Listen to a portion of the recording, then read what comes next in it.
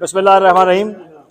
आज उमर शबीर साहब judicial magistrate Islamabad की अदालत में शेख रशीद अहमद साहब की दरख्वास्त ज़मानत आपारा वाले केस में उसकी समाअत हुई और हमने और प्रोसिक्यूशन ने अपने अपने दलाइल पेश किए और हमने अदालत को असिस्ट किया कि ये जो मुकदमा है ये सिर्फ़ और सिर्फ सियासी इंतकाम की एक बदतरीन मिसाल और गैर कानूनी और बेबुनियाद कार्रवाई है on the part of state authorities. और शेख रशीद साहब की आवाज़ को खामोश करने के लिए ये एफ़आईआर दर्ज की गई है और जिनके ख़िलाफ़ इमरान खान ने और शेख रशीद साहब ने इल्ज़ाम लगाया था उसूली तौर पर तो उनके ख़िलाफ़ एफ़आईआर होनी चाहिए थी, लेकिन यहाँ उल्टी गंगा बहती है और ये केस जो है शेख रशीद साहब के ख़िलाफ़ दर्ज कर दिया गया। तो इस वक्त हमने अपने जो भी दलाइल थे अदालत में वो तफसील से पेश कर दिए हैं।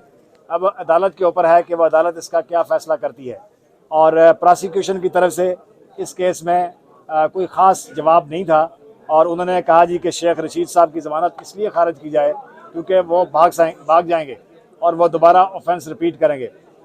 तो हमने उन्हें कहा, अदालत को बताया कि ये इल्ज़ाम के शेख रशीद साहब जो 16 दफ़ा पाकिस्तान के मिनिस्टर रहे हैं और एक बड़ी पार्टी के सरबराह हैं, पॉलिटिशियन हैं, पार्लियामेंटेरियन हैं और एक एक्टिव पॉलिटिशियन, वो अवामी नुमाइंदे हैं अपोजिशन के अंदर, तो इस वक्त भी वो इलेक्शन लड़ रहे हैं।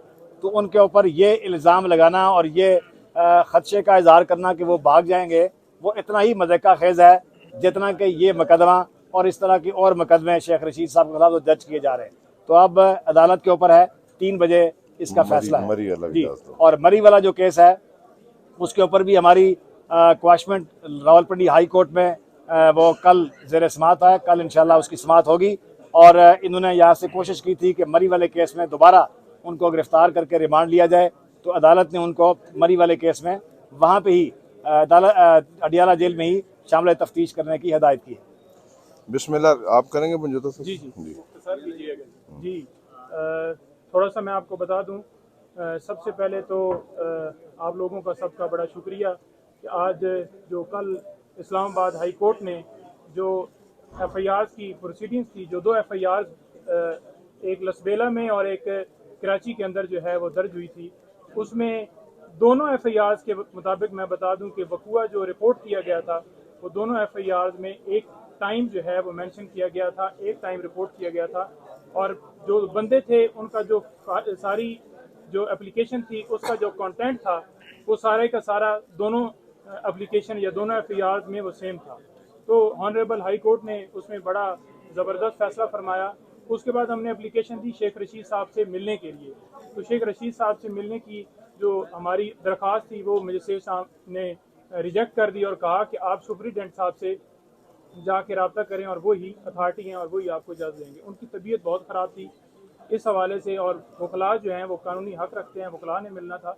दूसरा, उनके नॉमिनेशन पेपर वो साइन करवाने थे क्योंकि वो इलेक्शन जो है वो लड़ रहे हैं, तो उसके लिए भी मिलना था। लेकिन क्योंकि जो गवर्नमेंट है वो एक पॉलिटिकल ये पर्चे दे रही है और पॉलिटिकल विक्टिमाइजेशन जो है वो स्टिल उन्होंने की हुई है और उसी बेस के ऊपर उन्होंने मिलने की इजाज़त नहीं दी। दोबारा आज हम एप्लीकेशन मजिस्ट्रेट साहब के पास दे रहे हैं कि हमें इजाज़त दी जाए और जो एफआईआर मरी के अंदर है उसमें क्वाशमेंट सरदार साहब ने बताया है वो हो गई है फाइल रावलपिंडी हाई कोर्ट में। इंशाल्लाह वो एफआईआर ख़त्म हो जाएगी और आज 3 बजे के लिए फैसला महफूज है। इंशाल्लाह ताला ये ज़मानत जो है यहाँ से मंजूर हो जाएगी।